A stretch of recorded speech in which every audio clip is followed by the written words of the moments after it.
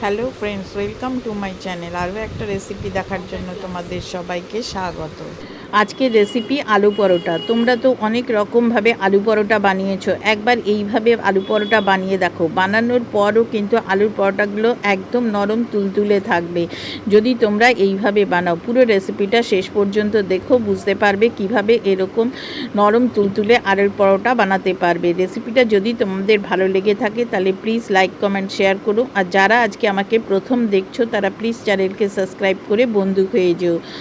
এইভাবে একবার বানিয়ে দেখতে পারো আলুর পরোটাগুলো খেতে কেমন হয়। দেখো ঠিক এইভাবে কিন্তু ডিপ করে তেলের মধ্যে ভেজে নিতে হবে। তাহলে চলো শুরু করি আজকের এই রেসিপিটা। Let's start this recipe easy cooking with me. আলুর পরোটা বানানোর জন্য প্রথমে এখানে 1.5 কাপ মতো আমি ময়দা নিয়ে নিচ্ছি। তোমরা ইচ্ছা করলে অর্ধেকটা আটা বা অর্ধেকটা ময়দাতেও করতে পারো, বা পুরো আটাতেও কিন্তু এই আলুর পরোটাটা বানাতে পারো। আজকে আমি ময়দাতে বানিয়েছি। দেখো 1.5 কাপ ময়দা নিয়ে নিলাম। এবার এর ভেতর দিয়ে দিচ্ছি স্বাদ অনুযায়ী অল্প একটুখানি লবণ, আর দিয়ে দিচ্ছি 1/4 টিস্পুন মতো কালো জিরে দিয়ে ভালো করে প্রথমে এটাকে একটু মিশিয়ে নিচ্ছি ময়দার সাথে। আর 2 টেবিল চামচ মতো দিয়ে দিচ্ছি সাদা তেল। তেলটা একটু বেশি দেবে, বড় চামচের 2 চামচই দিলাম। দিয়ে এটাকে ভালো করে মিশিয়ে নেবে যাতে প্রত্যেকটা ময়দার গায়ে তেলটা ভালোভাবে লেগে যায়। দেখো এরকমভাবে মেশানো হয়ে গেছে। এবারে রুম টেম্পারেচারে থাকা জল দিয়ে একটা ডো বানিয়ে নেবে। তবে খেয়াল রাখবে ডোটা যেন একটু শক্ত থাকে, নরম যেন না হয়ে যায়। দেখো ঠিক এরকম। এবার এটা একটা সাইডে ঢাকা দিয়ে রেখে দেবে। এবারে ভেতরে পুরের জন্য এখানে এরকম একটা চপার নিয়েছি। নিয়ে এখানে একটুখানি ধনেপাতা, 2টো কাঁচা লঙ্কা আর একটা পেঁয়াজ দিয়ে দিচ্ছি। তোমরা এটা ছুরি দিয়েও করতে পারো, কিন্তু একদম মিহি করে এটাকে কেটে নিতে হবে। দেখো ঠিক এই রকম মিহি হবে যেরকম দেখাচ্ছি, না হলে কিন্তু যখন পুর ভরার সময় তখন কিন্তু ফেটে যাবে। এখানে 3টে আলু আমি গ্রেট করে নিয়েছি। হাত দিয়ে মেশাবে না, তাহলে কিন্তু আলুর বড় টুকরো থাকবে, এই জন্য গ্রেট করে নেবে। এবারে যে মশলাটা বানিয়ে রেখেছিলাম ধনেপাতা, পেঁয়াজ, কাঁচা লঙ্কা সবটাই এর ভেতর দিয়ে দিলাম। দিয়ে প্রথমেই দিয়ে দিচ্ছি স্বাদ অনুযায়ী লবণ। এরপরে দিয়ে দিচ্ছি জিরে গুঁড়ো 1/2 টিস্পুন মতো, চাট মশলা 1/2 টিস্পুন। চাট মশলাটা একটু বেশি দেবে, তাহলে কিন্তু খেতে বেশি ভালো লাগবে। 1/4 টিস্পুন মতো লঙ্কার গুঁড়ো। তোমরা বাচ্চারা খেলে ঝালটা অবশ্যই বুঝে দেবে। আর গরম মশলার গুঁড়োও দিলাম 1/4 টিস্পুন। আর 1/2 চামচ দিয়ে দিচ্ছি আমচুর পাউডার। দিয়ে এবারে এই সবগুলো খুব ভালো করে মিশিয়ে নিতে হবে। দেখো সবগুলো মেশানো হয়ে গেছে। এবার মেশানো হয়ে গেলে একটা সাইডে রেখে দিচ্ছি। এবারে যে ময়দাটা রেস্টে ছিল 10 মিনিট হয়ে গেছে। এবার এখান থেকে সমান 4টে এরকমভাবে লেচি কেটে নেবে।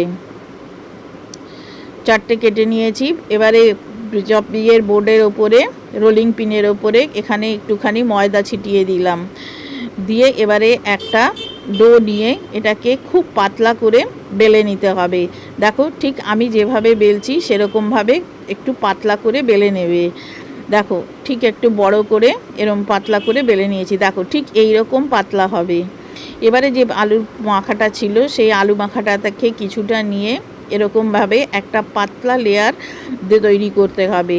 খুব বেশি কিন্তু মোটা করবে না, তাহলে কিন্তু ফেটে যাবে। ঠিক দেখো এই রকম পাতলা একটা লেয়ার করে নিয়েছি। আর ওই দিকটা একটু ফাঁকা রেখে দিয়েছি। একটা কাটার দিয়ে এরকমভাবে মাঝখান থেকে 2 টুকরো করে নিয়েছি। নিয়ে এবারে এটাকে এরকম রোল করে নিতে হবে। খুব টাইট রোল করবে, যেন লুজ না থাকে। যেরকমভাবে করছি একটু চেপে চেপে এটাকে এরকমভাবে রোল করে নেবে। দেখো ঠিক এই রকম। একদিন বন্ধুরা এইভাবে বাড়িতে করে দেখো, কম সময়ের ভেতরে ঝটপট কিন্তু আলুর পরোটা তোমরা বানিয়ে ফেলতে পারবে। আর এইভাবে বানালে পরোটার ভেতরে সমানভাবে চারিদিকে কিন্তু আলুর পুরটা তোমরা পাবে। এবারে দেখো এই পেছন দিকের মুখটা এরকম বন্ধ করে নেবে এবং ওপর দিক থেকে ঠিক চাপ দিয়ে আঙুল দিয়ে চেপে চেপে এটাকে এরকমভাবে একটু বড় করে নিতে হবে। দেখো ঠিক এরকমভাবে। আর একটুখানি যদি মনে হয় যে একটু মোটা লাগছে, তাহলে কি করবে, একটুখানি ময়দা ছিটিয়ে দিয়ে হাত দিয়ে চেপে চেপে করলেই কিন্তু দেখো এটা এরকম হয়ে যাবে। আমি হালকা করে একটু বেলে নিচ্ছি।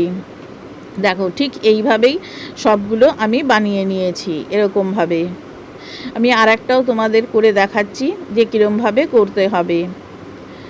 আজকের এই রেসিপিটা যদি তোমাদের ভালো লেগে থাকে তাহলে প্লিজ আমার চ্যানেলকে সাবস্ক্রাইব করো, আর লাইক কমেন্ট শেয়ার করতে ভুলো না। তোমাদের একটা লাইক কমেন্ট আমাকে অনেক বেশি অনুপ্রেরণা জাগায় নতুন নতুন রেসিপি করার জন্য। আর আমার ফেসবুকে দুটো পেজ আছে, সেখানে গেলেও কিন্তু তোমরা এই সব রেসিপিগুলো পেয়ে যাবে। লিংক নিচের ডেসক্রিপশানে দিয়ে দিয়েছি। ফেসবুক থেকে দেখলে আমার পেজ দুটোকে ফলো করতে ভুলো না। দেখো ঠিক মুখটাকে এরকমভাবে চেপে বন্ধ করে দিতে হবে, দিলে পরে পুরটা কিন্তু আর খুব একটা বেরিয়ে যাবে না, আর বেরিয়ে গেলেও কিন্তু এটা আর কড়াইয়ের মধ্যে ছেড়ে আসবে না। প্রথমে হাত দিয়ে এরকম চেপে চেপে চেপে চেপে নেবে। দেখো ঠিক এই রকমভাবে আমি সবগুলো করে নিয়েছি। এবারে এটা আমি একটা অন্য রকমভাবে আজকে ভাজবো। এখানে 2 চামচ ময়দা আর 2 চামচ কর্নফ্লাওয়ার, একটুখানি লবণ আর একটু গোলমরিচের গুঁড়ো দিয়ে দিয়েছি। দিয়ে অল্প জল দিয়ে একটা পাতলা ব্যাটার তৈরি করে নেবে। দেখো ঠিক এই রকম এই ব্যাটারটার ভেতরে ডিপ করে যদি তুমি আলুর পরোটা ভাজো তাহলে পুরগুলোও তোমার বেরিয়ে আসবে না, এবং পরোটাটাও ঠান্ডা হওয়ার পর একদম নরম থাকবে। তেলটা ভালো করে যখন গরম হয়ে যাবে তখন কিন্তু এটা দেবে।